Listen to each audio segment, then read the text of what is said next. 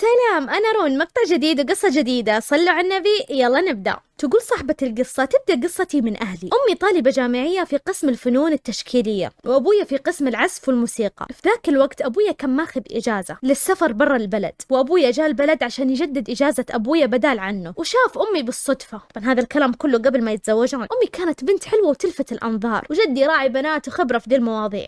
جدي رجع لجدتي وبشرها انه لقى عروس مناسبة لأبويا لولدهم يعني. ومن ناحية ثانية أمي كانت مستغربة نظرات جدي لها، تحسبه يعني ما أعطته أي اهتمام. كانت رافضة انها تتزوج أصلا ديك الفترة، ورفضت ناس كثير خطبوها. أبويا كمان كان رافض بحجة انه يبغى يكون نفسه. بعد شهر ونص راحوا أهل أبويا يخطبون أمي وقتها كانت في السنة الأخيرة من الجامعة. رفضت في البداية وما كانت تبغى تفكر في موضوع الزواج، لكن من كثر إلحاح جدتي وإصرارها والضغط النفسي وافقت. لكنها قالت أول شيء أبغى أشوفه وأجلس معاه وأتكلم معاه عشان تعرف مصيرها مع مين قبل ما تتزوج. وافق أبويا إنه يرجع لبلده بعد ما يخلص الإجازة اللي أخذها عشان يتزوج أمي. وبعد شهر تكلم فيه مع أمي، وافق أبويا وأهل أبويا بلغوا أهل أمي إنهم خلاص موافقين. فرحة أهل أمي هذاك الوقت ما تنوصف. بعد زواج أمي وأبويا قرروا إنهم يستقروا سنة واحدة في سوريا. وقتها كانت أمي حامل فيني. بعدها رجعوا لبلدنا الأساسي. بعد أسبوع من رجوعهم ولدت أمي فيني، وأبويا وقتها كان مسافر وتركها في أصعب وقت كانت محتاجتها فيه. ولدتني أمي وكانت أسعد إنسانة في الدنيا، بس اللي ما كانوا فرحانين فيني هم أهل أبويا. بعد ما ولدتني أمي جلسوا يصروا على أمي إنها تحمل مرة ثانية عشان تجيب ولد، وبالفعل بعد ولادتي بسنة أمي جابت ولد. كانت حياتنا عادية. أمي كانت تبغى تبني بيت أفضل من البيت اللي إحنا فيه، فكانت تجمع من راتبها. الحمد لله أمي صارت مديرة مدرسة وأبويا مدرس فنون، فكانت تاخذ راتبها البسيط هذا وتجمعه في مكان. كان أبويا يشوفها تجمع راتبها وكان يستهزئ فيها، يعني بالله راح تقدري تبني بيت بالمبلغ التافه هذا؟ وكان يضحك بسخرية ويتركها ويسحب كذا ويخرج. لكن أمي ما كانت تعطي أي اهتمام لكلامه. في عام 2015 ولدت أمي أخويا الثاني. لا تنسون تشتركون في قناتي على اليوتيوب رون، وحسابي في التيك توك رون _9090. نكمل.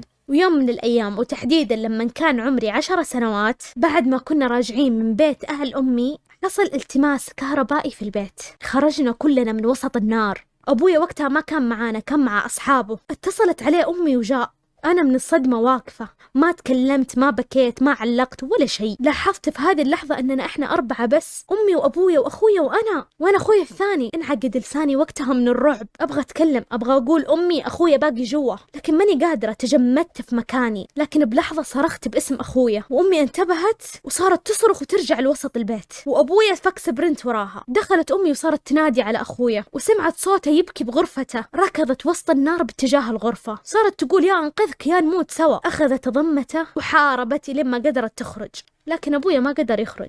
انكتم صدره بالدخان حق النار وجلس جوا. خرجت أمي برا للشارع وصارت تنادي الجيران، وأهل الخير ما قصروا ساعدونا، والرجال دخلوا وسط البيت وسط النار وأنقذوا أبويا. وبعد معاناة قدرنا ننتهي من هذه المصيبة بدون ما نفقد أحد مننا. لكن هذا الموقف أثر على نفسيتي بشكل لدرجة أن معدل الدراسي راح. صرت أغيب كثير وأخاف أي شيء يتعلق بالكهرب، حتى صرت أخاف أشغل النور من الزر نفسه. وللأسف بعد هذا الموقف كثرت المشاكل بين أمي وأبويا. بسبب مين؟ بسبب جدتي أم أبويا. كانت هي وعمتي من وأنا صغيرة يضربوني بحجة إن إحنا نربيها، وأنا كنت بنت هادية ومالي حس، بس كانوا يسووا كذا عشان يقهرون أمي. بعد حادث الحريق زادت المشاكل من تدخلات جدتي وتعليقاتها اللي ما لها داعي. تتهم أمي بالإهمال وإنها سبب الحريق، وتحرض أبويا عليها، إلين ما صار أبويا يسوي مشكلة من أتفه شيء بالفضاوة اللي فيه.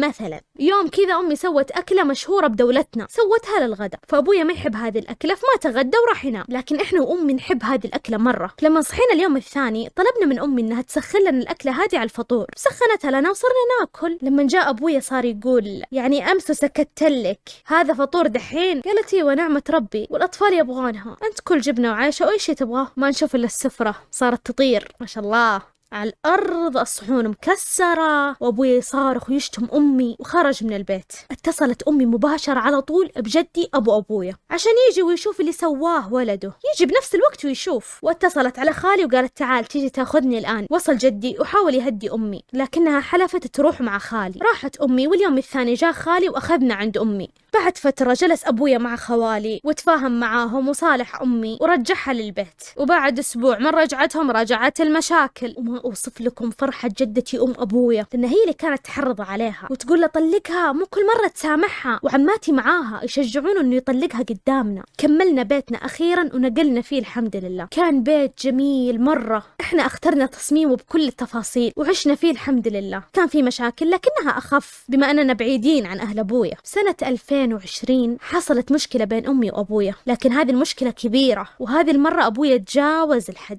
ضرب أمي وطلقها بعد صراخ وجدال. كنا نايمين وأنا صحيت على كلمة أنتي طالق. إيش فيه يا لهوي؟ يقولها بسخرية، تخيلوا يقولها بسخرية، أنتي طالق يقولها بسخرية. وأمي ما تحملت وراحت بيت أهلها. جلست أنا اللي أطبخ وأسوي الفطور في رمضان. تعبت مرة لأن أبويا ما يعجبه شيء، ولأني بنت كنت مقربة من أمي ما أتحمل أشوفها تبكي، أبكي معاها. لكن مع أخواني كنت قوية شخصية، دائما أوقف بوجه جدتي وأوقف بوجه أبويا وما أسمح لهم يضربون أخواني. فقررت إني أحرق الأكل وأسوي إني نسيت أطبخ ونسيت كيف وصفة جديدة وما أسمح لهم يضربون أخواني. فقررت إني أحرق الأكل وأسوي إني نسيت أطبخ ونسيت كيف أشتغل، وعذبت أبويا 2-3 ما يأكل. وكذا انتقمت لأمي لأن راح يصالحها بعدها، واعتذر وترجاها انها ترجع. رضت امي المسكينه ورجعت عشاننا، مره مو عشانه. في هذا الوقت كنا صرنا 4 بنات و3 اولاد، فكان لازم امي ترجع، كلنا صغار وابويا ما راح يتحملنا. بعدها بسنه كنت في اخر سنه من المتوسط والدروس كانت صعبه، فكنت اخذ دروس خصوصيه للمواد الصعبه. كان ابويا في كل مشكله ماديه تصير يقول لامي ما حد قال لك تدخلين بنتك دروس خصوصيه. كنت بالقوه اتحمل كلامه وامي تقول ما عليك منها ادرسي بس. لين يوم امي طلبت منه مبلغ بسيط كزوجه لها حق مصروف، لكنه رفض وقال لها تصرف من راتبها، وهي حلفت انه ما عندها شيء. فقام يصرخ على امي انها دلعتني بالدروس الخصوصيه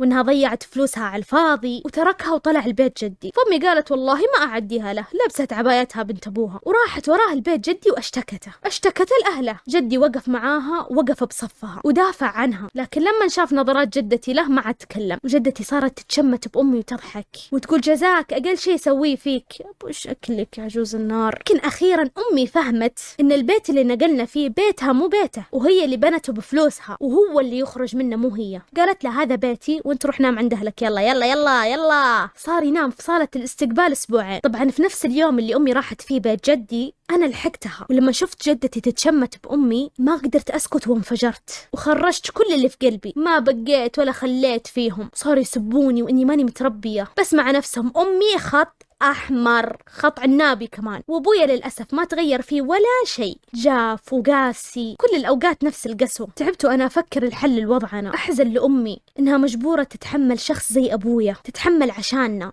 الآن إحنا ببيت أمي وأبويا يجي ينام بغرفة الضيوف، يعني منفصلين. بس ما أعرف ليش ما يتطلقوا ونرتاح. انتهت القصة. الرأي الشخصي هذا مو صاحي، معلش رفع ضغطي. والله حتى أنا صاحبة القصة ما أدري إيش بهم ما يتطلقون وترتاحون يعني وخلاص، بما ان البيت بيت امك. يعني ما ادري ليش امك ساكته للان. ايش اسمعها يعني قولي لها ايش بك، ليه قولي لها وردي لي. طيب ايش بقى؟ واللي يجي يقول يا روان خليكي محضر خير، ليش ما تقولين لا يرجع يتعدل ويتغير لا، اللي يطلق بسخريه ذا واللي ما يصرف واللي مو شايف لا زوجته ولا عياله شيء وهم بطنه بس وفلوسه ويجلس يعاير ومهما مستقبل بنته، هذا ما يستاهل لا يكون اب ولا يتحمل مسؤوليه مع نفسه. يلا طير فاضي الامه، كان يلا بعمري. يلا الواحد يتحمل نفسه وحياته، بقي يجيني واحد يغثني. يلا بس يلا بغيت اقفل من استغفر الله يا ربي يرفعون الضغط. وبس لهنا وصلنا لنهاية كيف لحظة وبس لهنا يكون وصلنا لنهاية فيديو اليوم. إذا عجبكم المقطع لا تنسون تضغطون على زر اللايك، تشتركون في القناة.